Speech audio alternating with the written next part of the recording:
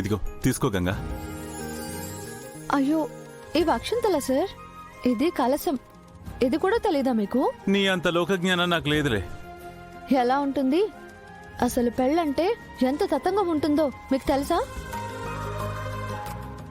వేద మంత్రాలు, ప్రధాన బట్టలు, కన్యాదానం చేయాలి, జీలకర్ర బెల్లం తల మీద పెట్టుకోవాలి, తాళి కట్టాలి, తలంబ్రాలు పోసుకోవాలి. మీరేం చేశారు? ఉరుములేని పిడుగులా వచ్చి నలుగురు రౌడీలని కొట్టి ఏదో చిన్నపిల్ల చేతికి చాక్లెట్ ఇచ్చినంత ఈజీగా నా మెడలో తాళి కట్టారు. నేరుగా బాక్సింగ్ మ్యాచింగ్ కి తీసుకెళ్లారు. ఇవన్నీ తమరికి ఏం తెలుస్తాయి? అయితే ఇవన్నీ తెలిసొచ్చేలాగా మీ ఇద్దరికి ఇంకోసారి ఘనంగా పెళ్లి జరిపించరా? అయ్యో పెద్దోరు. సూపర్ ఐడియా పెదనాన్న.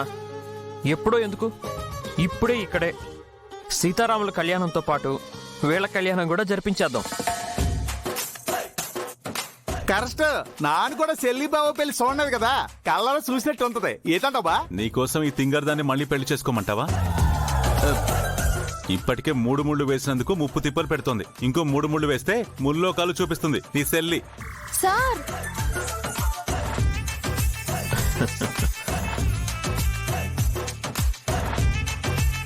ఎందుకు మా చెల్లిని అలాగే పెడతావా? ఏడిపించక నిన్ను మీ సెల్ని ఏడిపించాలి. Pramila, are you okay? నేను రానంటే వీళ్లే బలవంతంగా తీసుకొచ్చారు బావగారు. గుడికొచ్చిన వాళ్ళందరూ ఏమనుకుంటారో. అనుకునేవాళ్ళు ఏదో ఒకటి అనుకుంటూనే ఉంటారు. అయినా పట్టింపులు చేదస్తాలు మనుషులకే గాని దేవుడికి ఉండవు. కరెక్ట్గా చెప్పారు పెదనాన్న. సీతారాముల కళ్యాణం చూస్తే శుభం కలుగుతుంది అంటారు.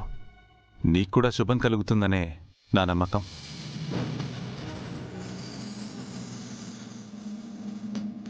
ఏ దుబాయ్, అక్కడ ప్రసాదాలకి ప్లేట్లు తక్కువనంట.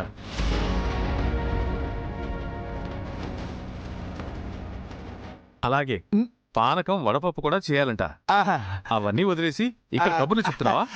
ఎవరి అబ్బాయి? మన సూపర్ మార్కెట్ నష్టాల్లో పడిపోయిందని చెప్పి. నష్టాలా? పోనీ ఆపలు బాగా పెంచాలని చెప్పి ఆ అమ్మకాలకి పెద్దలకే కావాలని బావ చెప్పాడు. అందుకే ఈ గుంట నా అట్టుకొచ్చేసాను మాయా. అమ్మకాలకి పెద్ద తలకాయ. సేల్స్ డిపార్ట్మెంట్ అని చెప్పడానికి వచ్చిన తిప్పలండి ఇవన్నీ. అదే అదే అదే. ఓ అయ్యా, నీకు పెద్ద నమస్కారం. నీకు నోరు తిరగకపోతే పలకకు, కానీ నా పోస్ట్ మాత్రం చేయకు. చాలా సరదా మనిషిలా ఉన్నాడే.